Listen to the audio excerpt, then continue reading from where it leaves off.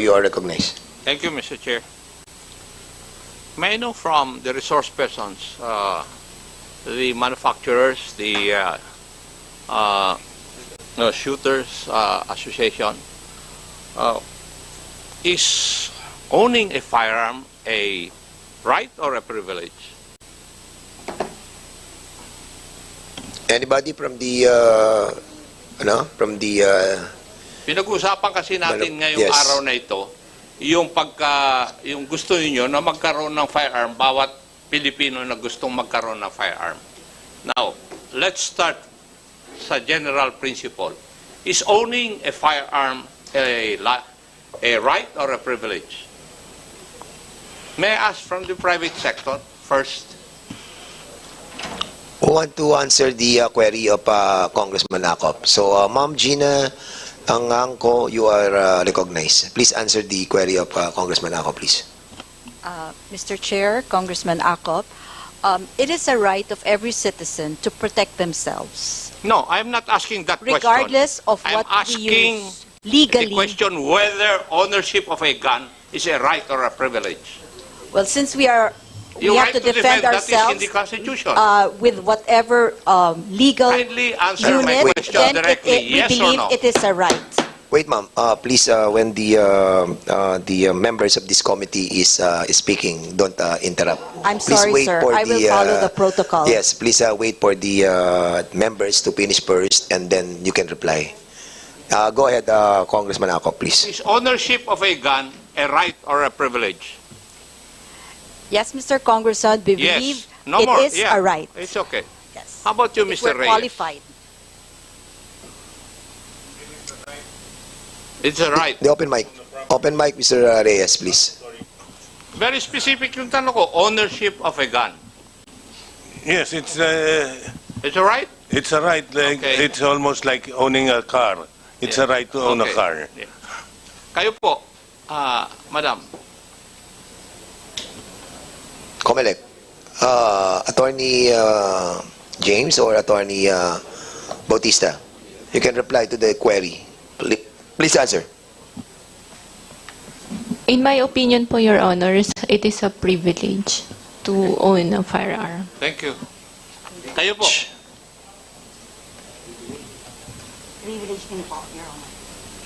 doon po sa mga shooters association. Paki-turn up yung mic, to the associations of the, Mr.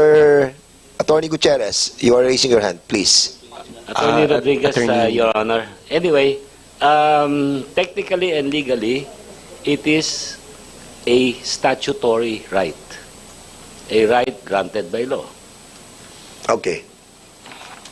You want to ask? Kindly present to me a provision of law that makes it a statutory right, that ownership of a gun is a right. Yes, Your Honor. What provision of law? RA 10591. What provision of 10591 would it state that it is a right? Abogado po kayo, di po ba? Yes, Your Honor. Yes. It's a statutory right, meaning it is granted by It law. is provided for by law. Yes. Nagkaintindihan tayo. Abogado rin po ako eh. Yes, I know. Oh. Kaya nga, what provision of law? Kindly state that provision of law. Kasi sinasabi mo statutory right. I'm asking you, what law grants that statutory right? We'll check on the provision, Your Honor, of the law, and I'll get back, Your Yes, Honor. hanapin mo lahat Yes. dyan. Wala akong makita. Yes, Your Honor.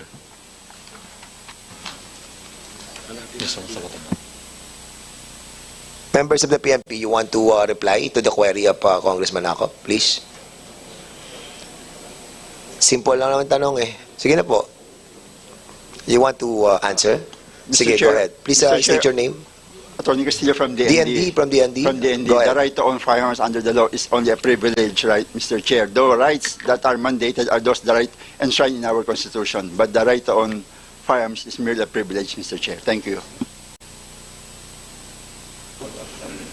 PNP, please. Sir, it is a privilege. We have a Supreme Court ruling to that effect, sir. CILG? Asek Racho, please. Mr. Chair, it is a privilege, sir. All right. Sa Privilege? privilege, About transnational crime. Attorney Martin Ontok. Your Honors, I would have to echo the sentiments of my colleagues. It is a privilege, Your Honor, and not a right. Colonel Dilag, Colonel Dilag, ano ang Supreme Court decision which says na ownership of a firearm is a privilege and not a right? Kasi binanggit mo na merong Supreme Court decision. Yes, sir. The Chavez versus Romulo, sir. I beg your pardon? Chavez versus Romulo, sir. When was that promulgated? 2009, sir. 2009. Okay. Would you agree with that, attorney? Doon sa huli. Congressman Akop, can I be allowed to speak? Attorney Lacambra, Your Honor. Okay, you are recognized, Attorney We need Lacambra. to distinguish between the two basic rights. Since it's now allowed by the law, it's Ano po now ang considered allowed by law? for the RA Let's be clear about 10591, it, Your Honor. kasi very specific yung tanong ko. Yes, Your Honor. Ownership of a gun. It is is it a a- right or privilege? We need to distinguish, Your Honor. Since it's now allowed by law, What do it you need is to a distinguish sa ownership of a gun? it's now a statutory right, Your Honor. Ownership Because- of a gun? Yes, Your Honor. Ano po Statutory ang right. provision? The state policy of the RA 10591 itself states, Your Honor, granting the private citizen to the right to own a licensed firearm, Your Honor. Will you It's a please read that statutory provision right. of law na specifies ownership of a gun? Yes, Your Honor. The right to own a gun or right to self-defense ang sinasabi. My partner will answer it, Your Honor. So we have the copy of Republic Act 10591. What particular section of Republic Act 10591 are you pertaining with? Kasi yun ang tanong ni Congressman Akop. Yes, Your Honor. Sige, state it, please. Article on registration and licensing, Article what? Section 8, anong article? Article 3, Your Honor. Article 3 of RA 10591, Section 9, it says there, subject to the requirements set forth in this Act and payment of required fees, a qualified individual may be issued the appropriate license under the following categories. May be issued. Yes, May be issued. yes. In other words, it is subject to regulations. Well, Would you agree with me? yes, Your Honor. Of course. That's 10591. I think we are getting confused I'm between a not privilege. confused, attorney. No, the I'm confusion. the one asking questions here. Yeah, okay. I'm not confused. Okay. I would like to read also a decision of the Supreme Court I'm familiar entitled with that, Your Acosta Honor. versus Ochoa, date, GR number 2111559, October 15, 2019. The gist of that decision is that use of firearms is a privilege, not a right. There is no constitutional right to bear arms. Neither is the ownership or possession of a firearm a property right. We agree, Your Honor. I'm familiar with- Wala na tayong pagdebatihan kung nag-agree ka, attorney. Hindi. Di ba? It is I think we Ikaw have naman. to So, Ikaw attorney- naman So, attorney gusto mo pa Gutierrez. lumusot eh. Huwag kang clarify the lumusot. privilege and statutory right. It's practically almost the same and synonymous. Walang nagsasabi directly na statutory right to own a firearm. No. I would beg to disagree with you. Thank you, Your Honor. Yes. Alright. Huwag ka na lumusot, So, attorney. ang pinag-usapan Kasi ko, bago ako pumunta rito, nag-research na ako. Kayo, hindi nyo pa nga siguro nababasa yung mga ito eh. We are very familiar with that, Your Oh, Honor. come on, attorney. Don't tell me that crap. Itong tanda kong ito, marami na ako nakasalamuhang kagaya mo. Itong palusot. Thank you, Your Honor. okay. Alright. Now, there's another go ahead, question. go ahead, Congressman Akop.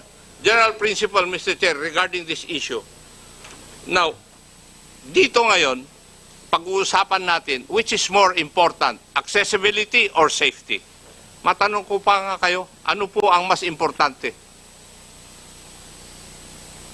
Kasi if I read the provisions of the bills, ginagawa, mas gusto natin na mas accessible ang firearms at saka ammunitions.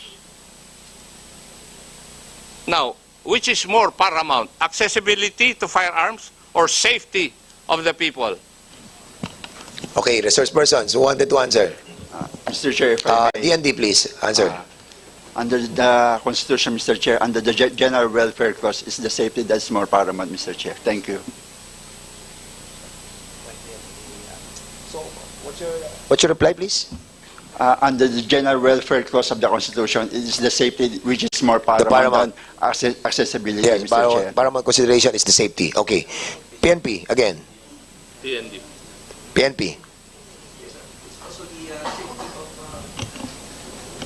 The population, that comes first. Okay. Nika, you want to answer? Just like with the position of the PNP, sir, safety. So, the ILG, same position? Yes, sir. Safety of the people, And also sir. the national crime? Yes, Mr. Same? Chair. Same. All right. The manufacturers and the dealers associations, you want to answer on the query of Congressman Akop? Please, the one wearing a white polo, please answer back. That's attorney. Thank you, Honorable Chairperson. We actually agree with the sentiments of the government personnel that the safety of the public is something to keep into consideration.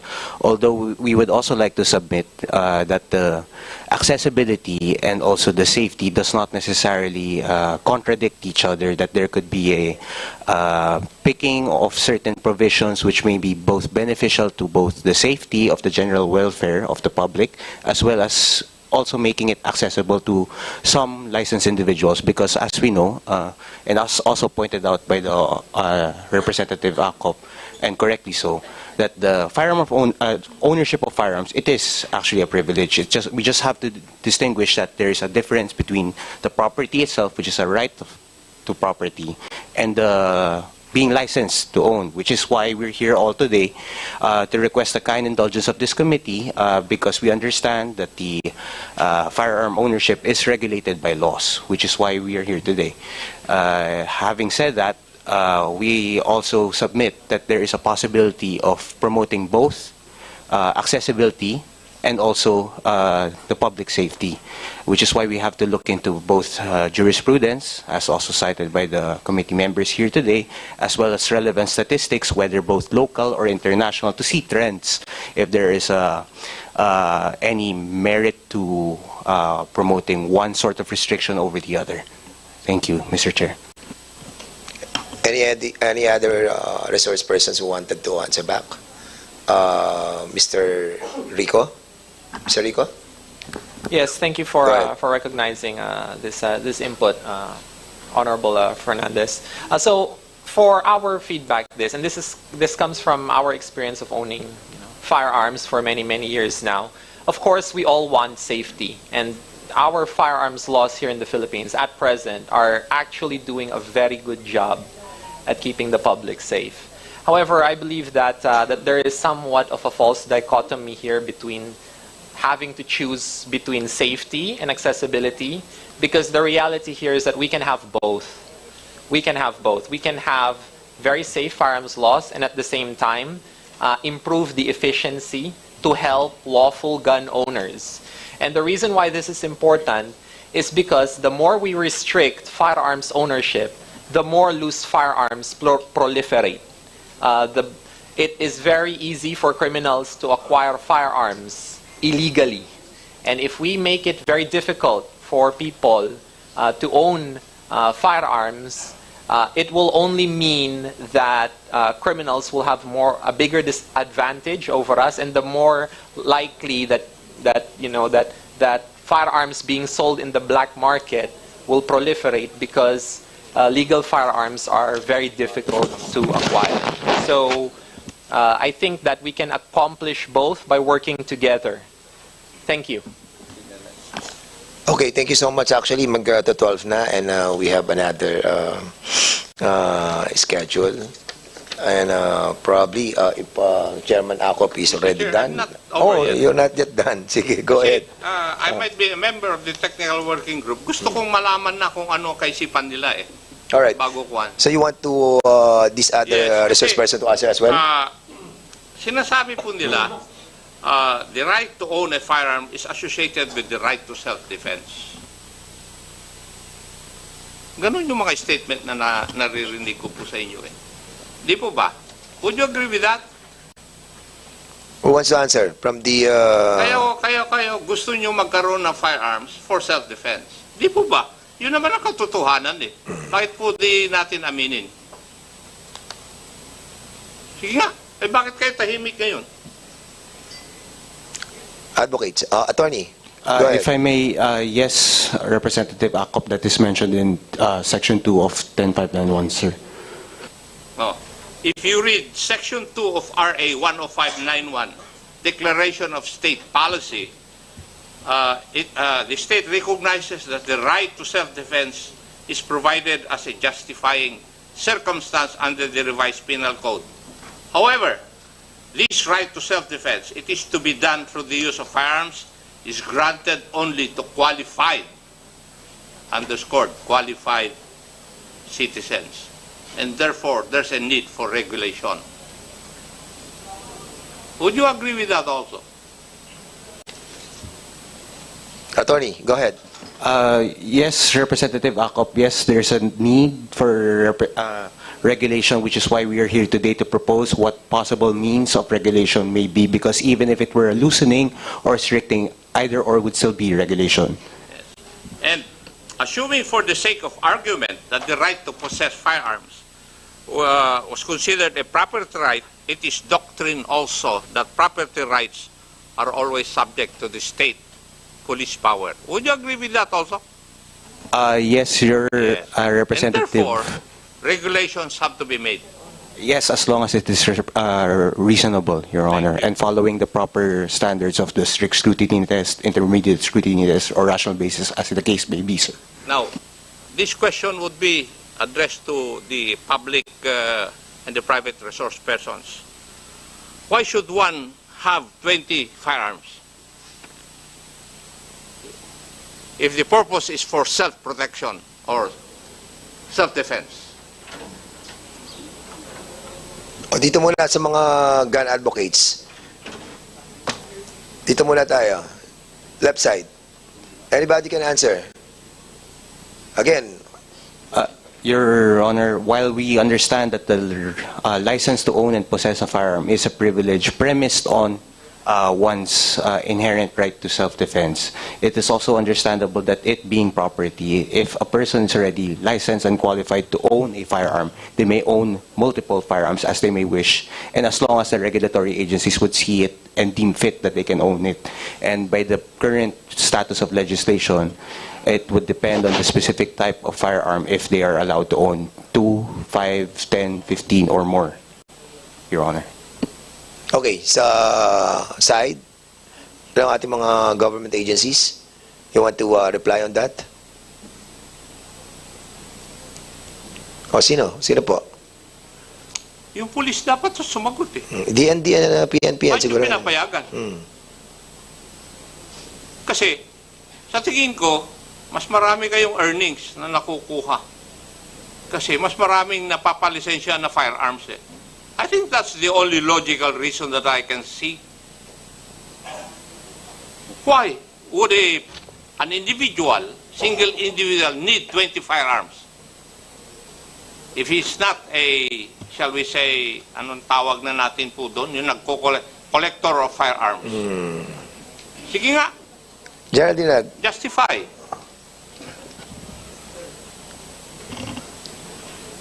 Mr. Chair, we have gun owners or shooters who likes to compete in every category. Merong pistol, merong revolver, meron din pong rifle. But meron din pong shotgun. Pero meron din po talaga, sir, napansin kami na nangongolekta lang po ng mga various calibers ng firearm. Under the law, meron kayong category ng mga firearms collector eh. Di ba? But you are not answering my question. What is the logic behind an individual owning 20 firearms if he is not a firearms collector?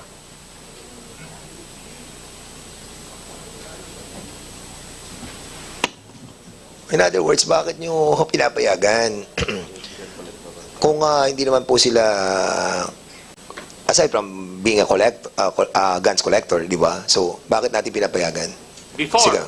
nung nasa serbisyo pa ako, one long and one short lang ang allowed eh. Would you agree with me also? Yes, sir. Yes.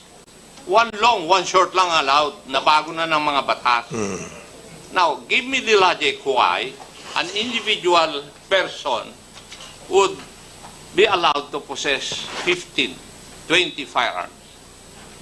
Bakit?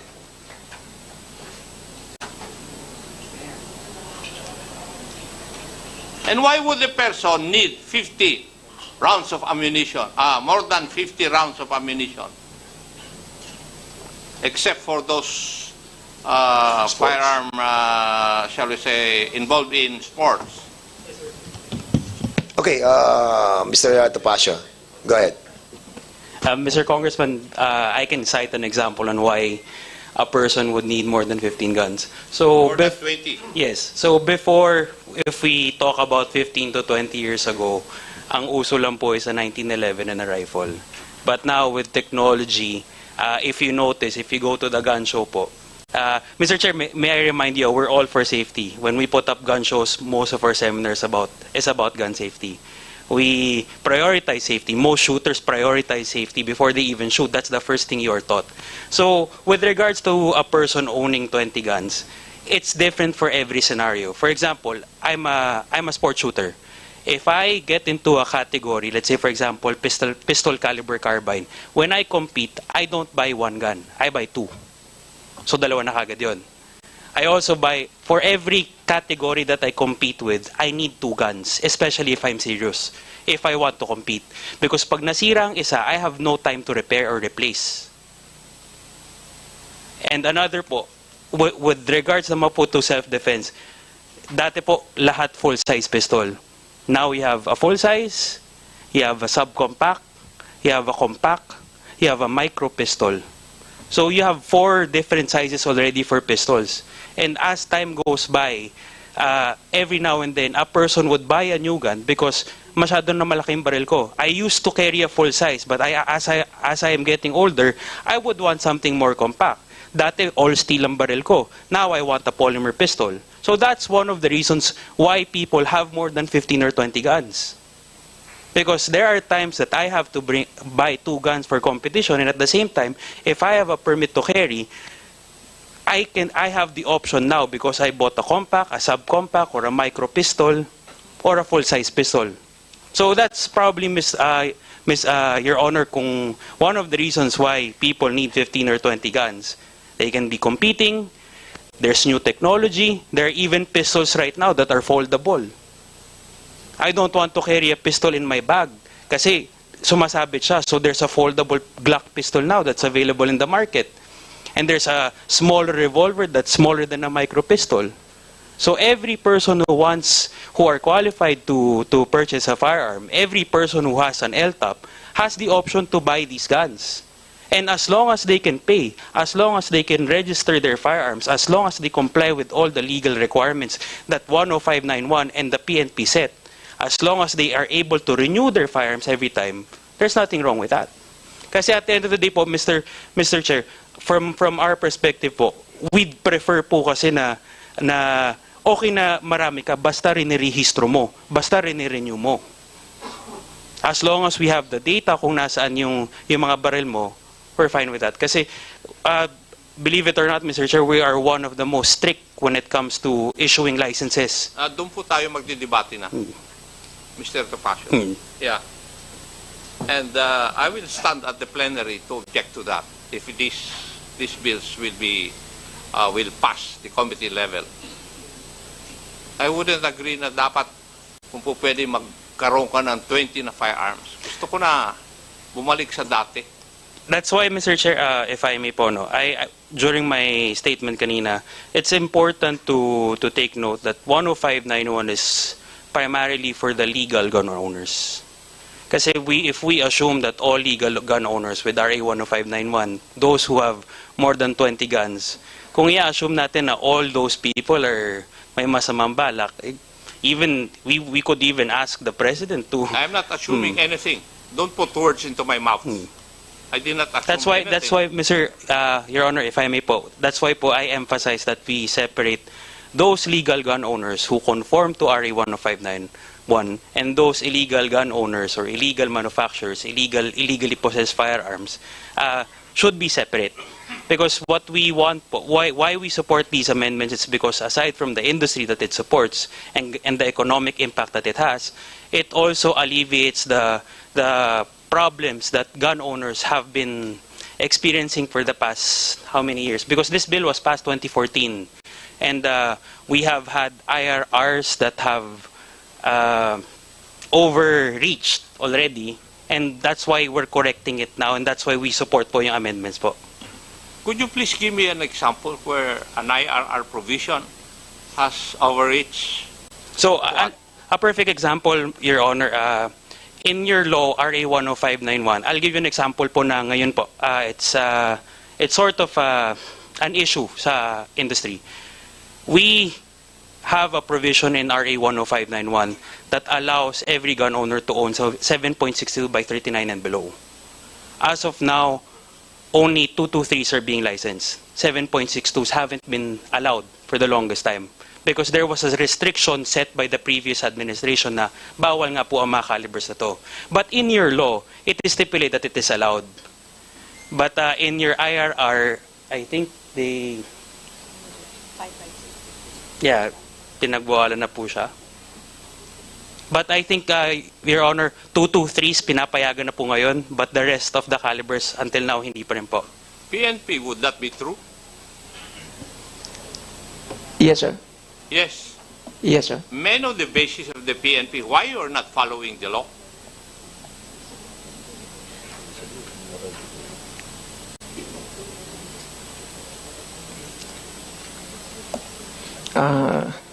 The regulatory function of the PNP, sir. Can a regulatory function or provision of the PNP rise over and above the law? Following your logic. It's a provision of law according to Mr. Topacio, and you agreed to it. Why are you not following the law? But, sir, going back to the provision on licensing firearm, that this may be licensed to qualified individual, sir. And at times, sir, yun nga po. If, Colonel Dilag, if it is expressly provided by law and your IRR doesn't say so, says otherwise, I think that's ultra vires. And the good lawyers would agree with me. Di ba? Yes, sir. Bakit hindi nyo sundin yung batas? Are you trying to tell us that you are defying the intent of the framers of that law?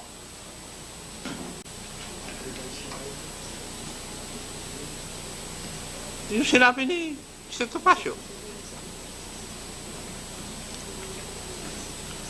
We'll look into it, sir.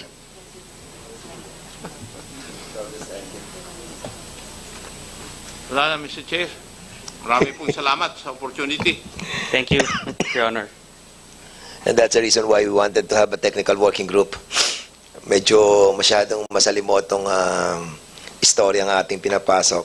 But of course, we have seen the different positions of the different government and private sector. And this representation believes that we need to create a technical working group on this purpose. So I need to have a Mr. Chair. motion. Mr. Chair. Congressman Bosita, please. Mr. Chair, after our lengthy discussions, no, parang isa lang nakita ko na the best na i-handle itong technical working group. Yes. Mr. Chair, may I move to create a technical working group for these measures? to So be there is a headed- motion to create a technical working group. Any second the motion? Second, Mr. Is Chair. duly seconded. So the motion is now approved. Second, To be who's headed- gonna head the technical working group? To be Is that- headed by Honorable Vice Chairman, Attorney General Representative Romeo wait, Macosi there's a Acop. motion, but we need to find out the availability of Chairman Acop if he will going to accept the chairmanship of the technical working group or not. So, Congressman Acop, I please do not reply. know if the Honorable Busita is mad at me. Simply because he's giving me more work. And there's a lot of balancing that the good chairman have to do on this issue, no, on the three house bills that you're going to discuss. But I think it is imperative for the chairman of transportation to be a part, no, of this technical working group as a chairman. So I believe so that we need a man like Chairman Acop to head the technical working group. And naniniwala naman ako na magiging fair, no, si Chairman Acop. So there's a motion that Chairman Acop be the head of the technical working group that was created by this committee. Any second the motion? Second, Mr. Chair. This was duly seconded. Any objection? Hearing none, the said motion is now approved. All right. So the members of the technical working group will be Senator Busita, you will be a member as well. Congressman Plato, Congressman Arrogancia, Congressman Dago will be a part of it as well. And also Congressman Tebes, who attended this hearing. And eventually, pag nagdi-discuss na po kayo, meron na kayong knowledge about it. So, no objection. So, the members that was mentioned by this chair will be a part of the technical working group. All right. So, since we have already created the technical working group, all those position papers that we were asking a while ago must be submitted to us in a week's time. So sana po mapadala nyo na po agad, considering the importance of these bills. Okay, so other matters that the body wishes to discuss. Wala na po ba ibang bagay na i-discuss po tayo? So, there being no other matter to discuss, do I hear the favorite motion? Motion. Mr. Chair, I move for the suspension. No, adjourn. Adjournment. So, do I hear a motion to adjourn? Second, Mr. Chair. So, there's a motion by Congressman Plato to adjourn this hearing. Any second motion? Duly seconded. Okay, Congressman Arrogancia, please. Mayor. Second the motion. Okay, kala ko nag-object ka eh. So, second the motion. So, no objection. This committee hearing is now adjourned.